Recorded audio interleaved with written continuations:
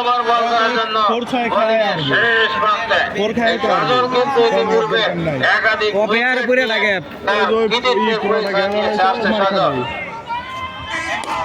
প্রথম বল করলেন, ড্রাইভ করলেন, লঙ্ঘনের দিকে বল চলে গেল। লঙ্ঘনে কিন্তু বলের লাইনে ফিল্ডার থাকায় এ বলে নাম নেওয়ার কোনো সম্ভাবনা হলো না। শিপন হার্ড হিটার, একজন ব্যাটিং এর নাম শিপন, ও সারা ব্যাট করে থাকে শিপন। ফাইনালে আনার পেছনে তার অবদান অনস্বীকার্য।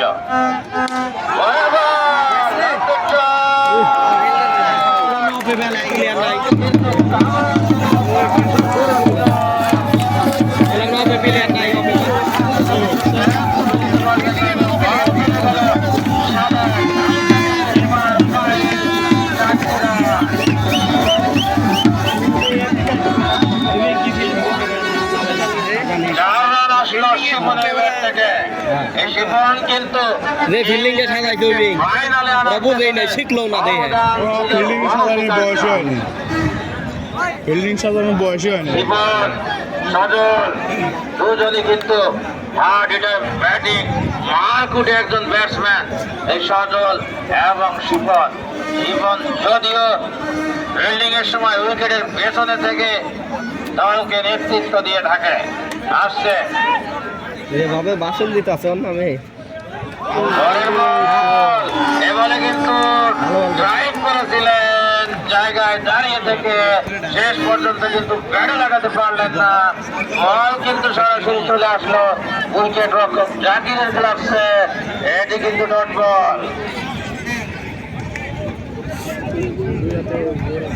সজল পরের বল করার জন্য বোলিং এর শেষ প্রান্তে এইমাত্র গড়লেন, দৌড় শুরু করলেন।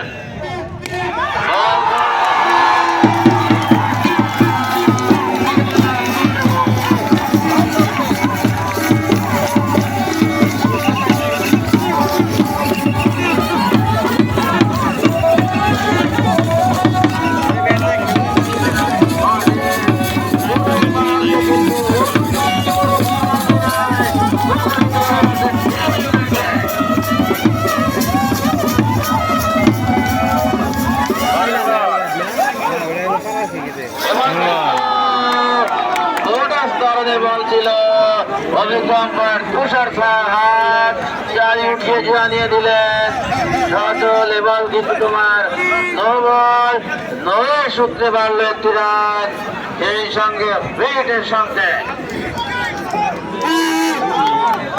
বোলিং এর শেষ প্রান্তে সজল।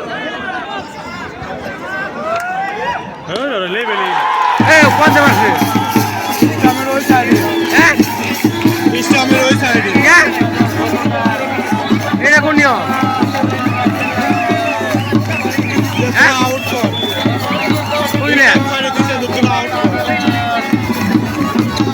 নাকি বলার বলার কি করলো?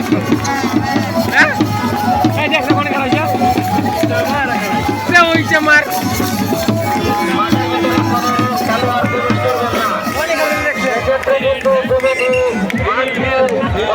শতাংশ জরিমানা ধরতে বাধ্য থাকবে। শিবন কিন্তু এক্ষেত্রে আমাদেরকে একটি হেলিকপ্টার শট দেখালেন।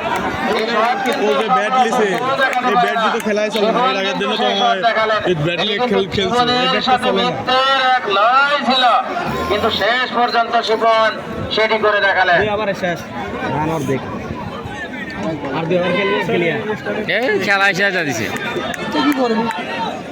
শিবন কিন্তু একটি ক্যারিজমেটিক হেড করলেন এবং সীমানার বাইরে বের করে দিলেন। পরের বল সজল।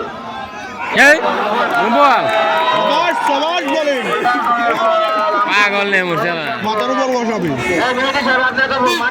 কেন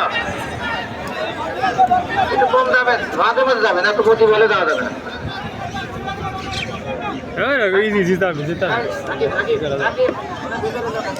একশো নিলেও জিতা কষ্ট হবে। আমাদের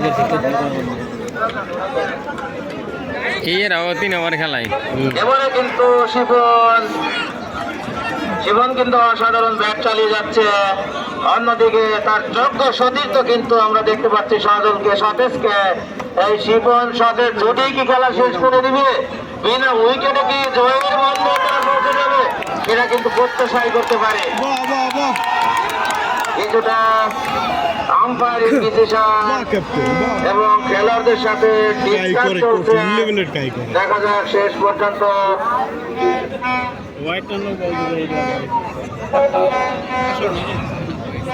আমরা হাজার হাজার দর্শকদের না, বলে লাগে না, বল, white হলে করবে। মাঠে লক্ষ্য করছি। আসন সংখ্যার বিপরীতে অসংখ্য দর্শক কিন্তু আজকের মাঠে প্রবেশ করেছে তেলে নিকটা থাকে ঠান্ডা থাকে